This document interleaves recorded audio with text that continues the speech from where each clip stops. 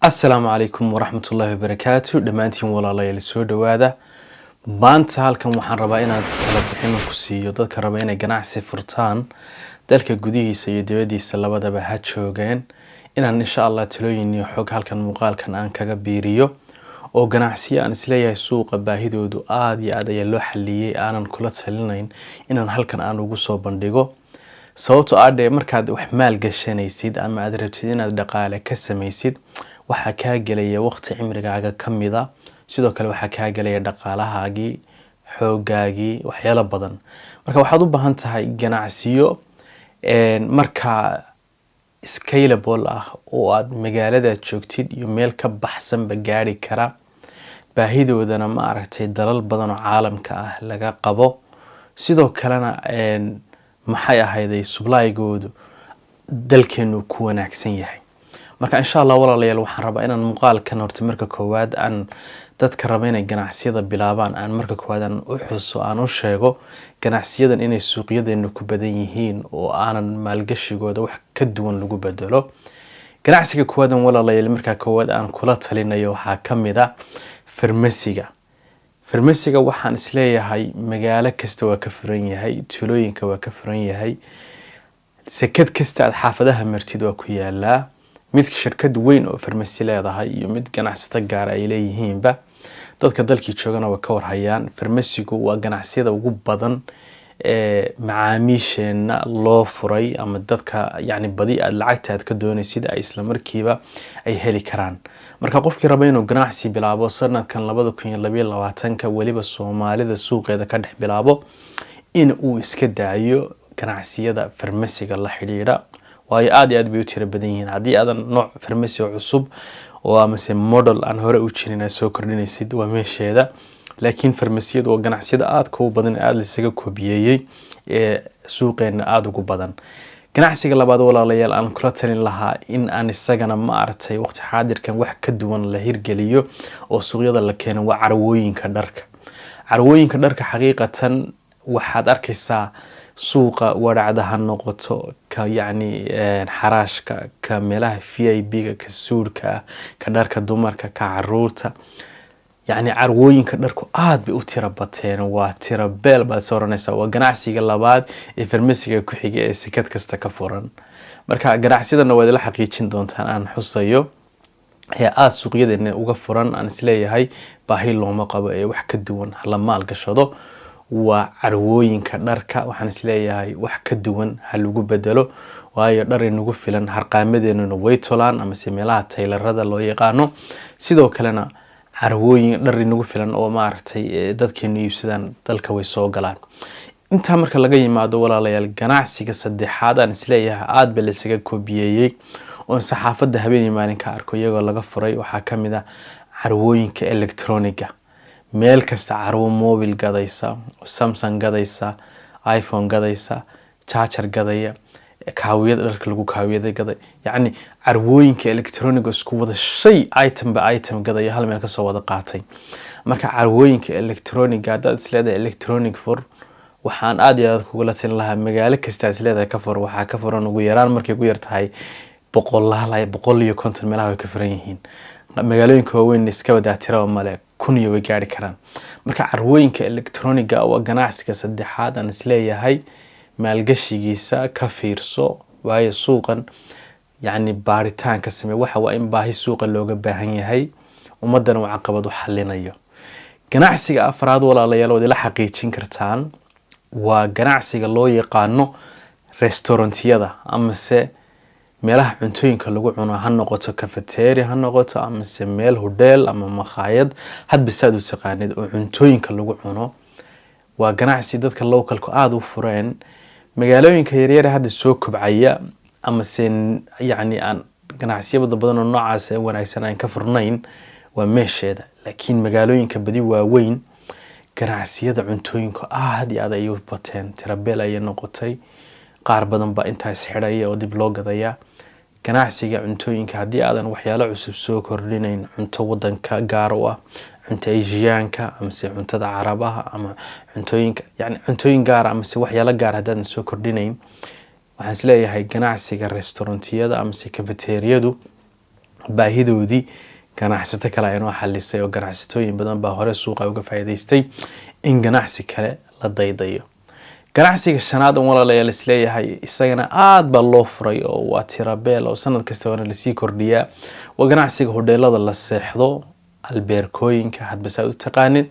ganacsiyada Soomaalidu aad bay u furtay, aad bayna isaga koobi garaysay isaga iyo hoolalkiisa aroosyada iyo waxyaalahaas. waxaan isleeyahay baahidoodu ma taagna, inta hadda suuqa ku jirta ayaa ku filan. way jirtaa inay kala tayo fiican yihiin, laakiin ummadana waa kala jeeb iyo waa kala dabaqad. qof kasta waxaan isleeyahay wuu ka helayaa dabaqadiisa iyo hoteelku markaa degi lahaa mid $5 ilaa $10 ilaa $50 ilaa $100 inta waad helaysaa, aduun baa jeebkaaga ciyaaraya. laakiin ganacsiyada hoteelada la dhisayo ee sanad kasta la furayo mashaariic ka duwan ayaa lagu maalgashan karaa ee idinkula maantaliyeen haddaad dalka gudihiisa iyo qurbaha labadaba aad joogtaan. ganacsiyada hoteelada aad bay u tiro badan yihiin xaqiiqatan. ganacsiyada kale aan sii raacin karno walow aan rabin inaan sii badino waxaa kamid ah timo jarayaashu way badan yihiin meel kasta oo ku yaala. waxaa ku yaala ganacsiyada Allahumma musta'an bakhaarada raashinka oo kale. waxyaalahaas oo dhan aad bay tiro beel u noqdeen, waxyaalo ka duwan ayaan keeni karnaa. marka haddaba maxaad nagula talin lahayd Sakariyow haddii aad tiri ganacsiyadaas yaanan dib loo furin ama se la maalgashan waqtiyadan dhow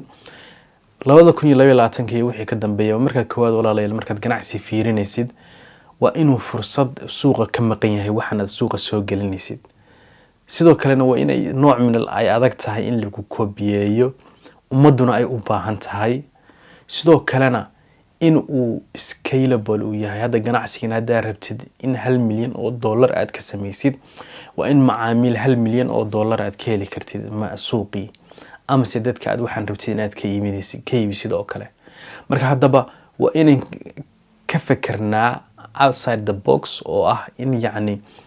waxyaalo intaas oo dhaqaale laga samayn karo oo dalka gudihiisa iyo dibadiisa labadaba looga baahan yahay.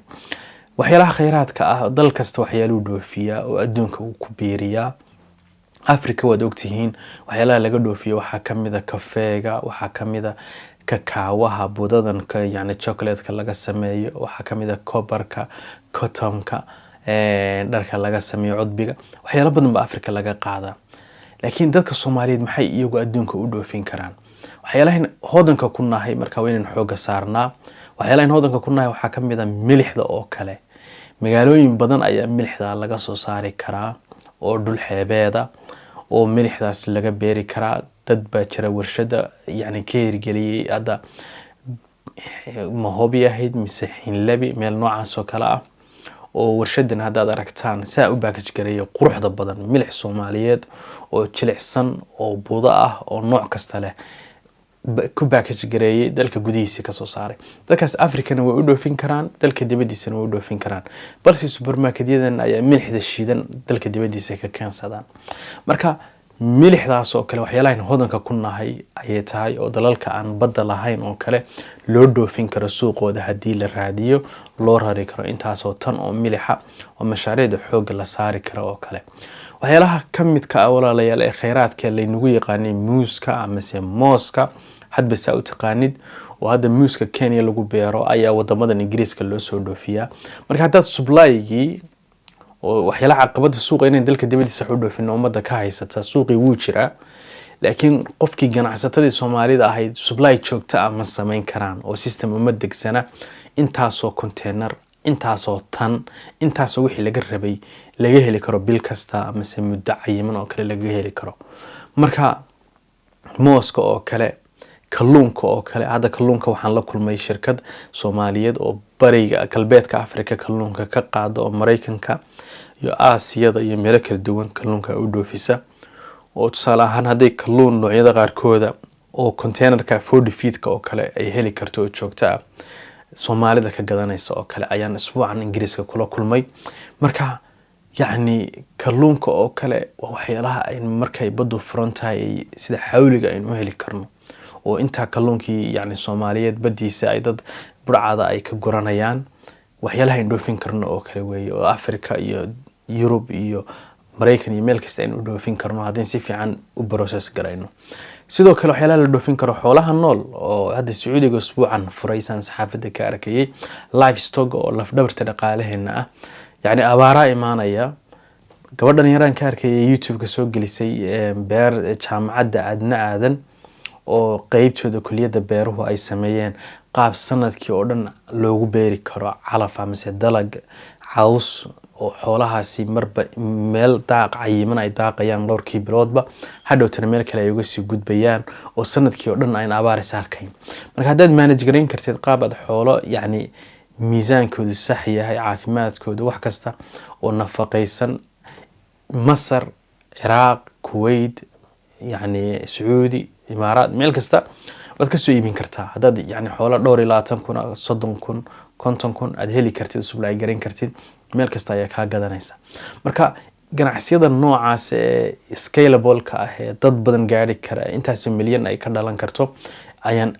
bulshadeena aan aad iyo aad ugu talan lahaa haba soo kaashadaan qasam ah inaad kaliya sameeysid laakiin 5 qof 10 qof baad la kaashan kartaa hal mashruuc oo intaas ama $1 milyan ka soo bixi karo in xoog la saaro insha Allah mashaariicda ganacsiyada la xiriira agri business ka muuqaal dhowr aan kaga hadlay halkan aan soo saaraya sidoo kalena waxaan halkan idin soo saaraya